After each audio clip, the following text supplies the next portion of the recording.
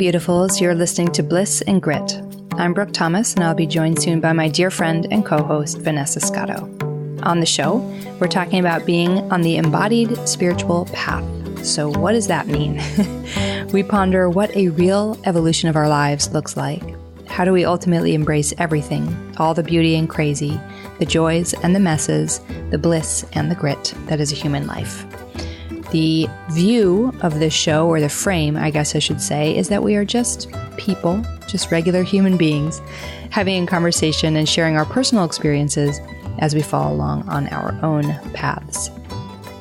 Today's episode is a Dear Bliss and Grit, which means that one of our lovely listeners wrote us in a question and we had a bunch to say about it. So thank you, Jeannie, for emailing this over and giving us something really juicy to ponder.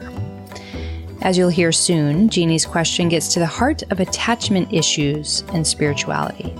So we unpack what the different attachment styles are and look at how we can often choose spiritual practices and paths that can deepen our own attachment issues, and how we can also skew teachings that are not pointing us towards deepening our issues in a way where we actually see them through our own filter, our own goggles on reality, and assume that they're pointing us in a direction that perhaps they are not. Ultimately, what we're looking at is how can we work with self-compassion and loving whatever arises to make ourselves more available for secure and satisfying bonding with others in our lives, within and outside of any kind of spiritual practices and paths that we are on. If you're enjoying the show, you can head over to blissandgrit.com and subscribe. We are now finally using that list, and we're sending out a short list every Friday of curated talks, books, and things that we are giggling over about spirituality and this crazy process that we're all going through. You can also write us a review on iTunes or on our Facebook page. So one last thing before we head into the conversation, we have potty mouths. You know the drill if you've listened before, so headphones if you need them. Okay, here we go. Hi, Brooke. Hey, Vanessa. Well, today we're going to tackle a listener's question. So it's official. It's a Dear Bliss and Grit episode. Sound good? Yes, indeedy. Okay. So I'm kind of skipping a little bit of the content of this question, but we're getting to just the nuggets so we can respond. So she goes on to say, as I listened to you talk today, and what she's referring to is our most recent episode. What's it called? Loving What Arises? Actually loving what arises, yeah. Actually loving what arises. So as I listened to you talk today, a question arose, which arose again when listening to Matt Kahn on your recommendation. Matt talks a lot about you be the one that you turn to. You tell yourself the things you've always needed to hear. I don't mean to set up a polarization in the question itself, but I'd love to listen to you talk about times when we need to be our own primary caretaker and times when we can allow ourselves to be cared for by another. As someone who can swing to all corners of the attachment spectrum, I'm interested in deepening my understanding of when spiritual practice becomes avoidant of intimate relationship, when it's necessary to be seen, heard, and held by another, and further refinement in discerning the relationship between attachment and spirituality. So I think before we dive into the conversation, we should just set up for people that when she's referring to attachment, she's referring to a neurobiological style, or we could say psychological term, where we're discussing how someone bonds. It's like the essence of how we bond to people. If we experience difficulty with intimacy early on with our primary caretakers, it's almost like our body develops a defensive style. Either we want more than can possibly be received. It's called anxious attachment. We sort of eschew intimacy altogether because it feels sort of unsafe, which we can call avoidant attachment. We don't know what the hell to do, and we go back and forth between the two because it's all just so damn scary, which we can call ambivalent. You know what? I might have that wrong. That may not be ambivalent. Let's just call it disorganized because I know it's also called disorganized. And then, of course, we can have what one calls a healthy attachment, which is we're very comfortable approaching people to get our needs met, but we're also quite good at nourishing ourselves and taking good care one-on-one. So that's just the brief layout of what attachment theory is, just for the purpose of this conversation. And what do you say, Brooke? How about you give us all the answers now? Yes. And when it comes to perfectly meeting attachment needs, I've definitely got this. You've nailed this one. So preach it. Lock. Yes. Okay. So I feel like I'm seeing a couple different things. Like, one is one of my favorite topics, which is spiritual ego making. We don't need to like necessarily dissect that completely, but ideas that we have about what a spiritual path looks like, which of course we see all these different kinds of things modeled, but there are certain stereotypes. Like, you are a spiritual person if you're just floating around, you don't need anything, like with the half smile on your face. And this is stuff we've talked about here plenty. But I feel like that's one of the things that gets in the way, of course, because it's like, well, am I not doing it right? I'm using air quotes. If I am not looking like that, the way that person has modeled it. And then the other piece is just what you're talking about right up front. Which is like, well, what do we mean attachment styles? Because of course, what we know is that all of us would really like, and we know it's the healthy thing, to have secure, healthy attachment styles. And secure and healthy attachment means exactly what you just said. Like, we are able to give and connect, and we are also able to receive and be nourished, and we're able to be there for ourselves. We're able to be there for others. We're able to let other people be there for us, all that good stuff, right? So same, like in the spiritual world, it's one of the reasons why the spiritual world is such a great place to talk about the middle way, like finding that balance point between extremes. And we're always looking for how do we land in that really central place, not in a like figure skater who like sticks the landing perfectly, right? Like, perfect, you did it perfect. But it's more like this little dance. It's like this flow where you're kind of feeling out how you feel. Finding a balance point is being able to be secure in your attachment style. But it's not like something for most of us that we just nail perfectly 100% of the time. So it's kind of like everything. It's a discerning, it's a feeling into how it's going, how it's working for you, as opposed to the constructs, Oh, okay. So Matt Kahn saying, and I understand our listener was like really clear and upfront about saying, I'm not trying to set up. Like, I understand there's a polarization in the question itself. She gets that. But those are really healthy and useful to explore, because then we get to see it a little more clearly. So she's saying, I understand. But when we say we should be able to turn towards ourselves, that we give the love to ourselves, does that mean the detached spiritual person, for one example, who just, I don't feel suffering. I don't worry about suffering. I don't need anything. I don't want anything. Which of course is like a very detached concept, particularly if we're over here and we don't have a landed experience of oneness. It seems very much detached. And I don't think that that's the ideal that he's describing either. No, most certainly not. No. It doesn't feel like that I'm at just all. a self-sufficient pod is not what we're navigating That's definitely towards. Not coming off of it. I think it's just that conversation we've had before, that sometimes there's different medicine for different people at different moments, And I think ultimately truth is truth. It's just that there's a ripening to when you find certain truths and when they draw you forward. So all medicine and all truths can be co-opted by our fear or co-opted into our belief system. or our habitual mind. So we can say that, let's say Matt's teaching on this beautiful teaching on how to meet whatever arises within you with love, and whatever arises within life as, with love.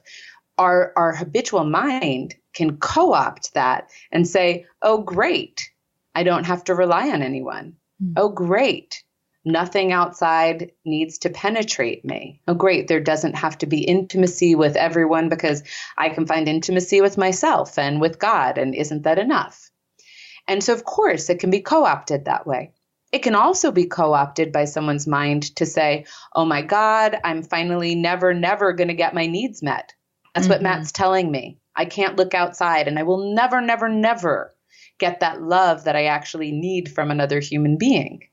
You can co-opt it to mean really anything, and we don't do that intentionally. It's just what we've spoken about before, these pain bodies or these beliefs or movements of our habitual mind become like filters, so that sometimes we extract from even a beautiful teaching of truth something that's just a little twisted to the left or the right, depending on how our ego structure is set up. So that's why these things become interesting, like really juicy, is because no matter what we meet, depending on where we're starting from, we might hear it through a specific lens, right? So any of us can listen to any teacher and we can co-opt that spiritual teaching in a certain way, right? Like we could do it with acceptance all day long. Like acceptance means I have to accept a bunch of shitty stuff about life. And really I'm doing that because deep down inside I'm conflict avoidant and I desperately want to avoid taking a stand for myself. So I'm going to really only hear the aspects of the acceptance teachings that highlight this. Yeah. So I think that's huge. And I think actually, I may read another line from this email, if you don't mind, Brooke. Not at all. So our listener was talking about their teacher, someone that they're studying with, and how this person teaches that as mammals, we are born with bodies and brains that anticipate being, quote, embedded in a nest of warm relationships, end quote. When we find that we aren't being seen or embraced on a regular basis, of course, it is a violation of that most basic expectation and need. So I think that that's important to bring into the conversation, because what you and I know to be true is that we don't have to make our feelings a problem. Yeah. And we don't have to make our needs a problem. But it would be very easy if someone was listening to this conversation to have those ear filters on, those like earmuffs that we all have about. Different varietals. We've all got them up. I don't even want to say what I was just saying. I'm going to pause that. We've all got the earmuffs. And then you could very easily hear in this conversation something like, I shouldn't have needs from other people. Yeah. And that's definitely not what we're saying. So we're going to get into this, hopefully, sort of non-dualistic expectation of a human's desire for bonding and for love. And let's just start off this way. We're not saying that people shouldn't have the need for actual bonding, for intimacy, for being seen, for being heard, and for being validated.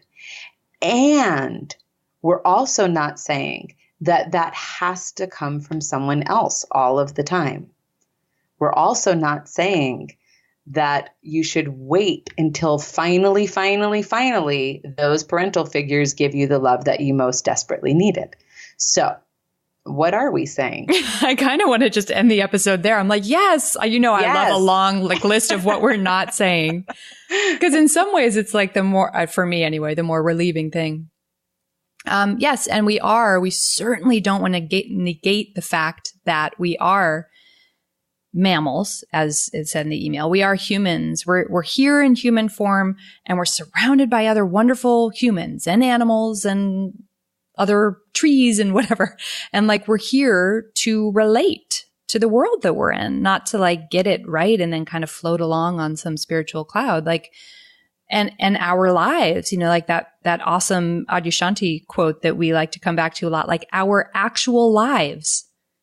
That's our spiritual practice. Like what shows up in front of you to relate to, that's how we show up. That's how we have a practice at all. So, we're not saying, it'll be a we're not saying episode. We're not saying that we're supposed to get to a point where we don't have wants or needs. In some ways, I kind of think about, if we talk about the two ends of the attachment spectrum, anxious or avoidant, both of them are very similar in that they're predicated on lack belief system.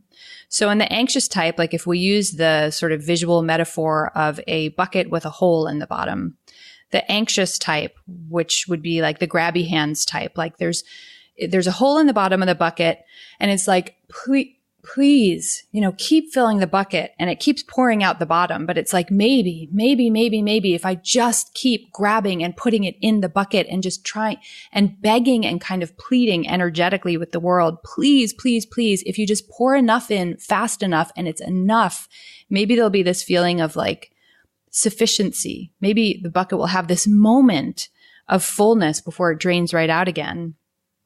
So that's that version of lack. And then the avoidant version of lack is, I have a hole in the bottom of my bucket. Nothing will ever fill it. That's fine. I'm a bottomless bucket. Okay. And there's no point in wanting it or needing it or reaching out. I'm just going to walk around with a big hole in me. Fuck it. And so both of them are the same in that they're about lack. And so what we would love for all of us to feel really nourished and supported by life is that we all have buckets with intact bottoms, so that when there's no need to desperately grab at nourishment, or we could say getting our needs met. And there's also no need to just totally avoid and disappear and even give up the conversation before it even happens, that we know like, like I had that sweet interaction with my dear friend. It just felt so nourishing. It can just like rest in buckets, of course, like we've hit the end of this being a useful metaphor, because then it's like, there's only a certain amount and then that's the enough amount. And that's not what I mean, but it's more that sensation of like, it just lands. It's just there. It's just for you. It's just nourishing. And it's reciprocal, of course, too. It's for them. And you don't have to worry about that lack of satiety.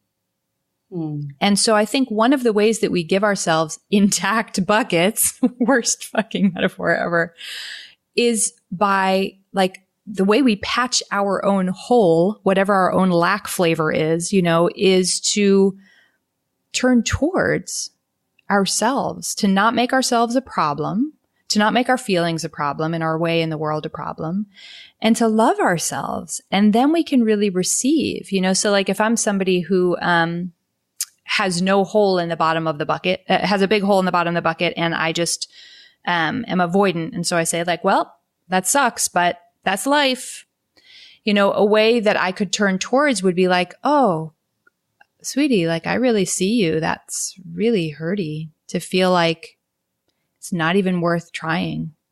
It's not even worth trying to relate. It's not even worth trying to get your needs met. It's not even worth bonding because it feels just that vacant and just that empty. And it's just this like, I see you, that hurts. And that's the beginning of trying to patch the bucket. I think, okay, so moving with how you just set this up. So lack is fear, right? Fear that I will never be loved, fear that I am unlovable, fear that I will never be met, fear that I'm not seen, fear that I am seen, fear that, fear, right? It's fear around intimacy, which intimacy is just connection with other humans, right? We can have intimacy with animals and trees, but in this case, what we're really talking about, this bonding, is connection with other humans. And so, we develop fear around connecting with other humans. And we develop that fear around connecting with other humans because, quite simply put, in some way, shape, or form, we were mishandled by someone who was unskillful, right? Because what that quote that our listener shared, what she said in her email, pointed towards is mammals just love and they want to be loved, right? They want to give and they want to receive. They want to see and they want to be seen. There's just this natural inhale and exhale of intimacy that happens if nothing goes awry. However, all too often for a myriad of reasons, we can look at it through a bunch of different lenses. Something gets disrupted and we don't get this basic need to be seen, heard, and felt met. And that is, on some primal level, terrifying, right? It is terrifying. And that's what then creates some of these belief systems around lack. Of course, if you've been obsessing over Matt Kahn with us, he'll say it's not just these belief systems, but rather you're feeling the vibrations of lack within your family systems and within these other people who weren't able to give that to you, right? We're just sort of picking it up from the ethos. But whatever the point may be. So when we can start to understand that about ourselves, which is part of the invitation of loving whatever arises, we can start to understand there's no problem with this sense of lack. This isn't a malfunction on my part. It's not some disease. I am not broken in some primary way, but that rather, all humans need to be seen, felt, and heard. And for whatever reason, that wasn't happening for me. We don't even need to talk about why yet. Just wasn't. And then, of course, that because I didn't feel that way, of course, that led to me being grabby hands because I didn't trust it was going to come. Or when I got a little bit of it, it tasted so good, I couldn't possibly let it go. Or of course, I just kind of begged off of being in relationship with people and went into hiding, because of course, every human needs that. And I didn't feel it. Okay. Oh, poor this little being in me that didn't get it. Just like Brooke, you were pointing to, then we turn towards ourselves with love. So that's really at least some of my take on where Matt was going with that and where we were getting at the conversation yesterday. Now, that does not infer that you would not be served and nourished by finding that in relationship to others. But what it does do is it helps us turn towards our own inner experience with a lot of kindness and compassion, because most often, as soon as we touch the sensation of lack, or the sensation of fear, or the sensation of disconnect, we start to attack that within ourselves. Yeah. I shouldn't feel that way, or I don't want to feel that way, or even subconsciously that's not okay. And we push ourselves away and we move farther from the state of love that really invites the healing. So, for example, if Brooke and I are really bonding, I may experience some of that natural state of being seen, felt, and heard. And maybe my body will flood with all those bonding chemicals and oxytocin, and I'll feel really good. And I'll feel really like, this is love. But all too often, when I have an attachment disorder, I will block a lot of that experience and I will stay in the concept of that moment with Brooke. Is she really liking me? Am I doing enough? Like, is this enough? Or wait a minute, she seems really distant. Or I'll just remain somatically closed off to this direct experience. And so, unfortunately, what can happen is then even when we're in the presence of that opportunity to get it from another, which we all want, period, and we all really do need, period, I am blocking out that information. I am blocking out the direct experience and am in the world of concept, either seeing, I need it, how come they're not giving it to me? Are they giving it to me? Am I good enough to get it? Or I'm seeing, fuck it, who cares? And my body is armored off from it. So that's the long way of saying that I think for me personally, as I've been practicing with finding love within myself, and I've done this over the years in many, many ways, self-compassion practices, Ho'oponopono, listening to Matt Kahn and practicing in this way. As I do that, it sort of softens my fear systems. It softens the way I interact with myself as all of these feelings of lack and thoughts of lack can arise. And it makes me more available to see the love that is literally coming my way in direct experience from the world. Forget just individuals. It's like coming from trees and life and God and puppies, like, puppies and unicorns. Yeah, man, the puppies. They are. You go to the park and like a puppy's always got some love for you, but you don't feel it when you're hooked into the experience of lack and fear. Yeah, it makes me think about when Judith Blackstone talks about if you believe that you are the surface of yourself, then you interact with others from the surface of yourself, and so there never is that feeling of satiety. Yeah. Of like, really enjoying being with this person, being with them in nourishing relationship. And I feel like the more that we deeply inhabit ourselves, the more we do have these like little moments of intimacy in our lives. And we have the big ones too, like with our closest friends and with our, intimate partners and children and all that stuff. We have the obvious ones with the people who are like inner circle. But you start to relate to everyone less from the surface of yourself. And so they bring less of the surface of themselves. And I've been noticing this with just like the checkout at the grocery store, the people I pass on the street in New Haven when I walk to my office. It's not like a fake thing. What my friend Sarah calls competitive compassion, where you're like, again, spiritual ego. I'm so open and so good at intimacy. I'm going to make unflinching eye contact with you and shove my heart out like I'm the most open-hearted person ever. Like, so it's not competitive compassion. It's these little sweet, genuine moments where you're both walking by each other on the sidewalk and you catch each other's eye and there's like real connection.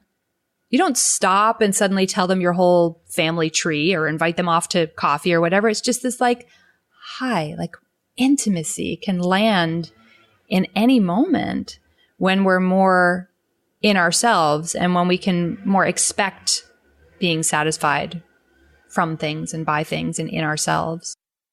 Yeah, I think resting in yourself is a real invitation to not feel unsafe in intimacy. Mm-hmm. Because a lot of what we're talking about when we're talking about attachment style and on that base primal level is not feeling safe in intimacy. Mm-hmm. So of course, if you're avoidant, you can wind up on a spiritual path and feel really delighted by the fact that you don't have contact. Right. So someone who's got a really avoidant style may even seek out, for example, there are these 10 days Vipassana silent retreats where your teacher is even a video monitor. Like there is no teacher and there is no looking at other people and there is no speaking to other people. Now, if you have an avoidant attachment style and you go to that meditation retreat, something may feel kind of comfy about it. But it can also, keep you stuck in that pattern, in that sort of ego structure where it's like, well, it's just me and life and there's nothing else getting in, which can become problematic later as we look in our own mirrors, which we can talk about. Or what I have even seen from a couple of clients who have attachment disorder and go on those kinds of retreats is it's extremely re-traumatizing. Yeah. It's extremely re-traumatizing because the belief system is something like I'm alone, right? Like I'm alone. I don't exist. No one sees me. No one hears me. No one feels me. I'm not in connection with life and others. And then you go on one of these retreats where there is legitimately anti-connection. And it's designed for that, right? It's designed for you to not get overwhelmed by the stimulus of an other, to the point where you cannot contact your own direct experience. But if you have really been traumatized by someone who cannot see, hear, and feel you, and on some level you feel existentially alone or like you don't exist, when you go into one of those retreats, it can be a fucking disaster. And I have seen that happen. And I think sometimes when they write about the dangers, quote unquote, of mindfulness, it's like the wrong person used the wrong methodology. Not that the person was wrong. It's just that wasn't the right methodology for this human.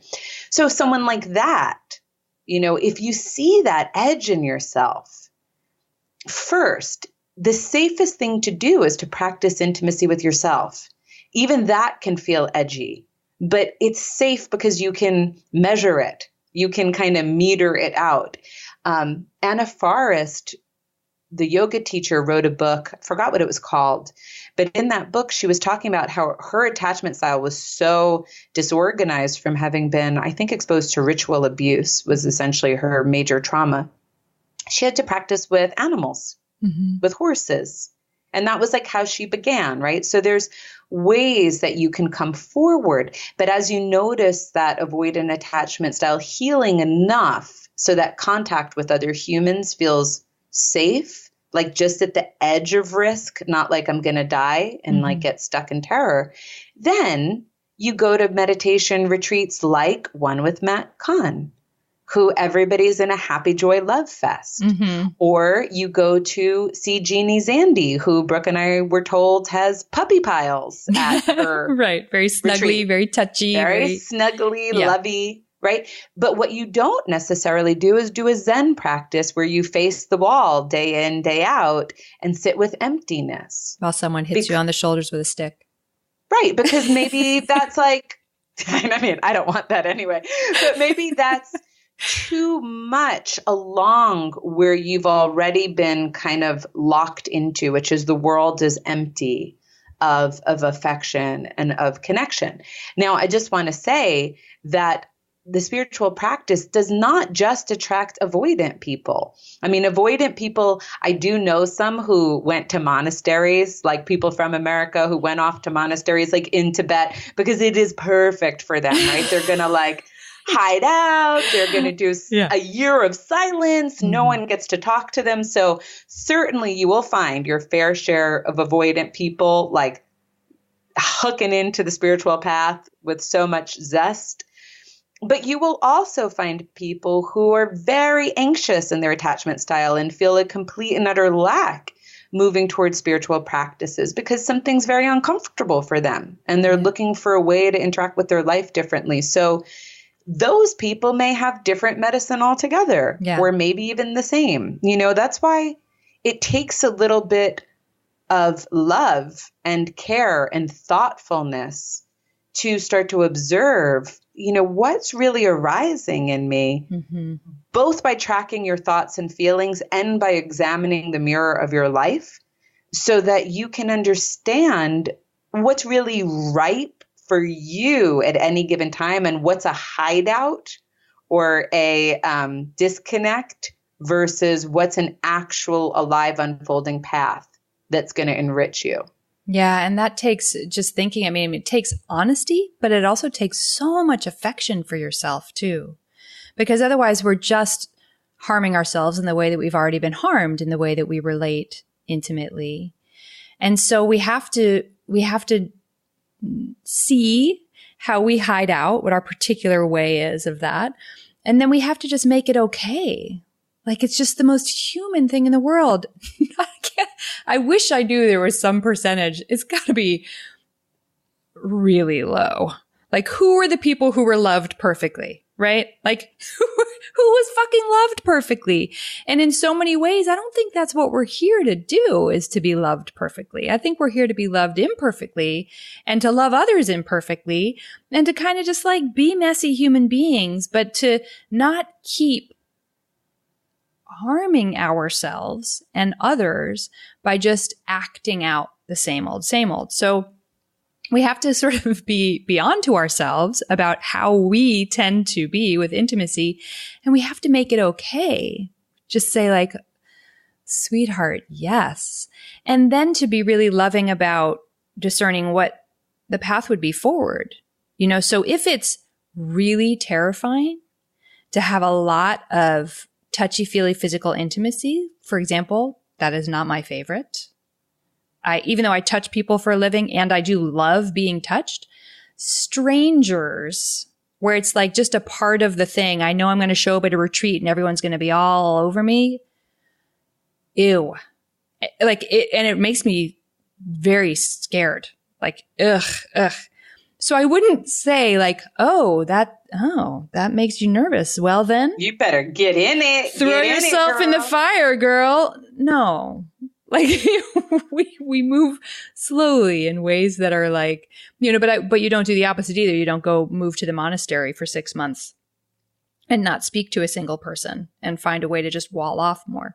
So always, it's like, how do we land in the middle place? And how do we just take the little movements that are going to be more nourishing? And that really is like the moment by moment lived experience of like, okay, like that talk about loving myself that I listen to, it really makes me feel more here and warmer. I don't feel afraid, I notice, when I listen to that talk. And I also notice that when I go to work, the way I'm interacting with my friends and coworkers is just softer. I just become softer. Then it's like, aha, I liked that. That was helpful. Everything just got, I moved a little in the direction that I need to move, but without throwing myself into a week-long puppy pile retreat, So we all have to figure out. I mean, for me too. It's just not our thing. For me too. When you have, let's say you go on a retreat and you have silence as part of your retreat. Like Brooke and I went on the Dharma Ocean Meditating with the Body retreat, and there was a period of silence. And in this period of silence, there are people like Brooke and I who are like, yum. Yes. No interaction. This is fucking genius. I was a little afraid of it, before it happened. And then I realized, oh my God, I'm in love with this. Mm-hmm. And then there are other people who that was the most stressful thing for them. And it's all just, direct experience. This is so interesting, right? Like nothing's wrong. No one's a problem. So interesting. Like for me, what do I need to get from this? But I think historically, this conversation would be separated into psychology and spirituality. So historically, and you may even still find some spiritual teachers today would say, this has nothing to do, attachment style has nothing to do with the conversation of spirituality. That ultimately that's your psychology, and that spirituality is really about your relationship to God. And so it is not one and the same, and you can sort that out if you think you even need to in the therapist's couch or somewhere else. But some spiritual teachers would even say, but it's all an illusion, so why bother turning your illusions around? So this is a stance many people may even still take. It is definitely the historical direction that a lot of spiritual teachings went in. I think modern times, when you get teachers like Adyashanti, teachers like Kieran Trace, like Matt Kahn, a lot of the modern non-dual teachers are recognizing form and formless, right? It is all one. Your life is your practice, as you were saying. Your spirituality is literally what we're doing in this moment. Like if you're driving in your car, listening to a podcast, that's your spiritual practice. Like that's what you're doing, right? This is your spirituality. There is literally no differentiation. And so coming from this lens, we start to have a different way of exploring the question itself, right? Yeah. And that's what you and I are always talking about. I mean, part of when we say embodied spirituality is literally like, hey, how about meditating and involving your body? Like feel things and connect with yourself, and your body is on the journey. But it also means like looking at your life and not avoiding aspects of your life. And so part of what we were getting at is looking in the mirror. So let's say you have this beautiful spiritual practice of whatever kind, whatever it is that really draws you forward. Well, you'll know if you're hiding out either in a grabby hands way, like letting your teacher or someone like that be your everything, like you're leaning into them with a bottomless hole kind of a way, or if you're hiding out and you're not learning how to actually bond or be seen, felt, and heard. You'll see either of those because you'll look in the mirror of your life. Like, how are your relationships? Right. I know. It's like, it's so simple. It's so handy. It's not complicated. How's it going? Yeah. Right. Because this was the problem. Like, I have to get into the guru thing. I don't know why, but it's been coming up all day that Adyashanti made reference to this when we saw him in Ithaca. But certainly a lot of teachers have, that one of the reasons why he thinks gurus can go so awry and like be such problems, actually instigating abuse and such within their sanghas, is because from a very young age, they get put into monasteries and nothing is discussed about the world of form. They don't know how to relate with temptation. They don't know how to relate with greed. They don't know how to relate in the psychology of intimacy and interaction. So that's part of why we're bringing together, I think, where modern spiritual teachers start to recognize, like, okay, this went too far in one direction. Yeah, that didn't work out. Let's bring back in that this is like your whole life is spiritual. And if you're wondering if you're hiding out or subverting a process based on your habits or your fear, well, just look in the mirror of your life. You're either relating really well and healthy and you have good, nourishing intimacy where you both give and receive, or something's up. And it's usually not that hard to tell. Yeah, if you just look, and the answer is always going to be yes for all of us in different ways and to different degrees at different times. Like, meaning, is there something, right? Is there something in the mirror that you can see? Yes. Like, we're all going to see stuff. So it's okay. It's not a problem. We don't have to be afraid to find it. Like, oh, it's not like bad news. I'm fucking up because, oh, look, it's like, yes. Okay. So that's what my human life is about right now, because I don't want to hide out. And so if we say that spirituality is about our relationship to God, it's such a funny fucking thing, because it's like, well, what's God? This separate guy who lives up in the clouds and watches us? Like, no, God is our lives. God is Skype right now for me, like being able to be connected to you in this way. God is everything in our environment, all of the people we interact with, all of our psychological patterning and how we are or are not interacting with it. Well, it is all are, but what that's manifesting as, that's God. Navigating our human lives is God. Like, it's not woo-woo, and it's not, I mean, that's the funniest thing, is like when we actually land in these things and experiences, it gets so simple. Like, definitely be wary of anything that makes everything super complex. It's just really simple. Just look and see. Will you find stuff that's like, you're maybe not totally nailing it? Maybe like, yes, you will, because you're a human being. And then how do you engage with that? Not so you can finally get it right and get your certificate of enlightenment, which we did receive this week. We did. I'm so thankful thank you, to our listener for sending that to us. We got certificates of enlightenment from a listener. Yes, we're very, very grateful for that, Diana. But just so that you can be alive and live this gorgeous human life that you were gifted with, even when it sucks and even when there's things to process. It's like, it's so exciting. Your spirituality, your relationship with God is baked right in. You can't avoid it. And to add, ultimately, I think the dualistic answer to the dualistic question is you need both. Yeah. So that's that. Like, you just, there's a reason. If you look at spiritual traditions, there's a reason why it was always baked in. You have a tribe. You have a teacher or a figurehead, and then you have the teachings. It was always baked in that way, always, because that's the system of checks and balances that help us not go to any extreme, right? And then the more aware and the more access to clarity you have, you may start to ride one edge or another, because you have your own ability to discern like where your medicine lies and what's right for you. But for the masses, like for when we're beginning and when we're mostly hijacked by fear, which is most of us, we have these groups of people. We have relationship in order to be the form of checks and balances. So, you know, if you're avoidant and you're hanging out in a spiritual community, mostly meditating quietly, you know, is that a way that you're hiding out? Yes. What's the antidote? Get a Sangha that actually talks to each other. Go to a therapist. Go to a Rolfer that talks to you. Have a spiritual teacher. You know, that's what Brooke and I do, right? You hear us talking about them all of the time.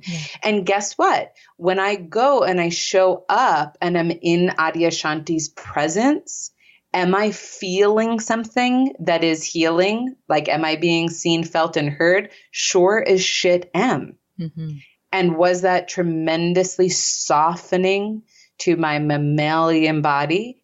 It was, and it was irreplaceable. I mean, so much so, Brooke, that anytime you and I talk about projects that we may do, it just keeps coming back to me. Then I'm like, it's got to be in person. I mean, it's not that it's bad to be over Skype. I love it. I connect with you right now, but it's because, oh my God, to be around somebody, it is powerful, and our mammalian bodies do need it. And that doesn't mean that the practice of bringing loving kindness to whatever arises within yourself isn't the most exquisite form of gold, because most of our injury comes from a delusional belief that we are not what we really are, that we are not already sacred, profound, perfect, and connected to every single thing in this whole entire atmosphere. So most of our wounding starts with delusion that we are already not enough and lacking. That is the wound. And then we begin to see it. We get treated unskillfully. We absorb things from people's nervous systems. We go through life, and it keeps thickening into these different armored patterns. But it all started with this mythology that somehow there's something wrong with us, or that somehow we're not enough. And so that medicine of loving whatever arises is literally the direct antidote to the pain pattern itself, which is our delusion that we had a problem. Yeah. And then once that work happens internally, how we relate to others completely changes as well. Because then we are available, because we are uprooting the I'm a problem, I'm flawed, I'll never get my needs met, I should only give myself my needs, all that stuff. We're just looking directly at it and just being very, very tender with it, very sweet with it. Yes, both and it's a dance. Thank you so much for listening to today's show. The show notes, including any resources we mentioned, live, as always, at blissandgrit.com. We are also finally using our subscription list to send out each Friday a short little message of resources, things that we're watching, listening to, reading, or giggling over.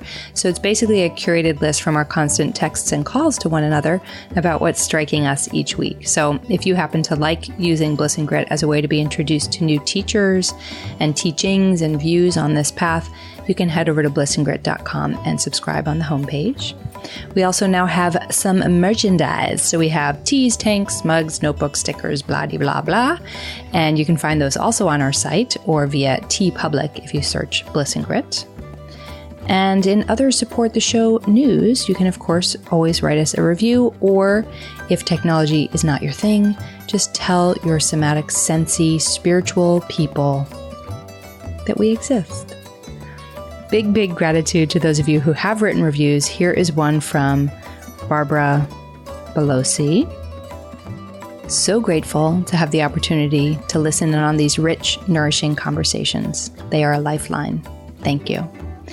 Thank you. We're always so grateful that we get to be a lifeline to anyone. It's certainly a lifeline for us to be able to do these episodes and talk to one another and meet all of you out in the digital space. So thank you, and we will be back next week.